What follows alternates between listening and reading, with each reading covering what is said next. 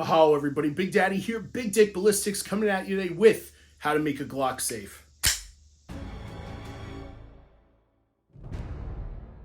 Hey, everybody. Big Daddy here. Big Dick Ballistics. If you're new to the channel, welcome. For those of you who don't know me, my name is Big Daddy. I'm a police firearms instructor in the biggest department in the nation, coming to give you gun and gear reviews with that big dick energy.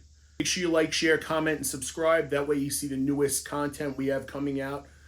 Shooting tips, gun and gear reviews, you name it, we got it. And if you want to see something in particular, email us at bigdballisticsllc@gmail.com. Also, check out my friends, Medicine in Bad Places, the Rusty Cuffs podcast, and Goldberg and McEnany, three-quarter disability attorneys. Great dudes, and of course, Dudes Gourmet. I'll have the links below. So, if you bought one of these, I'm not talking about this Glock trainer, but if you bought a Glock semi-automatic pistol from 2019 going forward, right, due to panic buying and whatnot, or if you're just a concealed carry permit holder in the great state of New York, right, we've had that right since 2022 now, I believe, it's time to make this thing safe. It's time to get it out of the box, start training with it, start getting comfortable with it, start dry firing with it, and then start hitting the range or start carrying it. So, this is America's handgun. Before we get into it, we're going to make it safe, right? And I made a video recently on safe shotgun handling, and it was the same premise, right? You panic bought back during the pandemic, and so on and so forth, and you haven't touched it. Now it's time to make it safe. Same thing here. So the same thing applies to the shotgun as it applies to here, right? Safe direction, so any area that could defeat that round, so at the floor, as long as there's nobody beneath you, right? So a basement or up against some foundation, solid brick wall, something like that. All right, source, we're going to remove that magazine. Safety, in which we have none here. Then we got to check the chamber. So we have to lock that slide to the rear and do a good visual and physical inspection of that chamber. All right, so now we have it safe, clear, and empty. And we don't deviate here at Big Dick Ballistics. It's always the same. I always prove to my students, my followers, hey, everything here is safe, clear, and empty. All right, so getting back into it. Glocks are like the Honda Civics of semi-automatic striker-fired handguns, right? They always work, they're bomb-proof. You've seen torture tests online from other channels, which I will not subject my stuff to that. I have about 12 Glocks, and they're all amazing. I say it all the time, over and over again, stock Glocks equal top shots, because with enough training and practice, you could take just about anybody on with one of these things with a high-speed piece of gear and crush them. But again, it's up to you to put in the reps, right? Good training reps. So, usually 9 times out of 10, we'll pick up this gun out of the box. And again, this is a 17T. It can't fire live ammunition, but it'll fire non-lethal training ammunition. The rules still apply. It's still a firearm, right? So, I remove it from the box, and I immediately point it in a safe direction, okay? Now my safety, because I don't have one on the pistol, is my trigger finger, right? We keep it indexed high alongside of the slide, okay? Now there's a nice home for it right here, all right? That's the ejection port. And I teach all my students, whether they're a recruit, a full-time cop, a SWAT boy, or even a responsibly armed civilian, ejection port index, right? It's a little home for your booger hook, and it's not going to go in there because I know you guys like to go in the hole, right? So, safe direction, safety. Now I'm going to remove that source, okay? This is a Gen 5 model, so the magazine catch, all right, on other semi-automatic pistols, it's called the magazine release. It could be ambidextrous on this Glock Gen 5, all right, but most of them are set up for righties because lefties are defective, okay? So, we're going to break our grip a little bit and push straight in on this magazine catch. And we're going to save that magazine. We're going to stow it somewhere in a pocket. All right. Then we have to check this chamber. We have to sit where the cartridge sits with inside the barrel. So we have to lock that slide to the rear. Okay. I'm all about killing 2 birds with 1 stone and locking it to the rear on the first shot. But the first thing you could do, and your grip doesn't matter, it's whatever works for you, okay?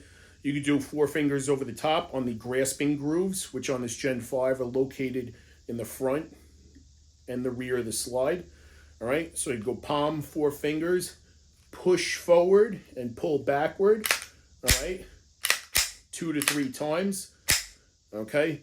And we do that in front of or after. That way we don't block the ejection port, right?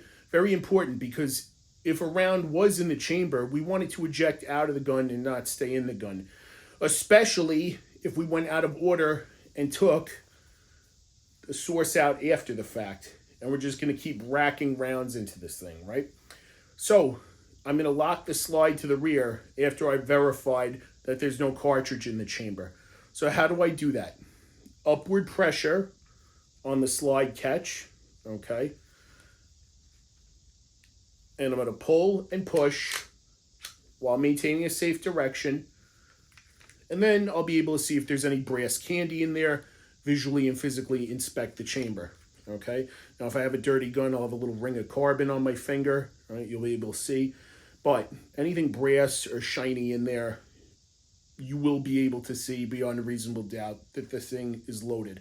But number one rule of gun safety, right? A gun is always loaded, okay? So whether you know it's loaded or not, and you checked it 50 times, you have to treat this thing with respect, all right? That's why this thing isn't going to go wild all over the place when you're doing those manipulations. Now, I had a request from Donna from Florida, and she says to me, hey, Big Daddy, I'm a little bit older. I have a Glock 43X. I just don't have the strength to manipulate this pistol. And I say to her, hey, you might not have the strength, but you have the technique. And I'm here to show that to you today. So, again, gravity is the easiest, pointing downward, okay? So, I'm going to get that pistol high into the web of my hand. So, in between my thumb and my trigger finger, right?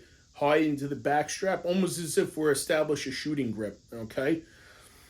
I then always have to maintain upwards pressure on this slide catch, and a lot of people don't understand that, all right? Especially new shooters, especially on the Glocks. It's a small little piece of metal. Everybody automatically says, oh, I need to get an extended slide catch. No, you don't. You just need to know the proper technique.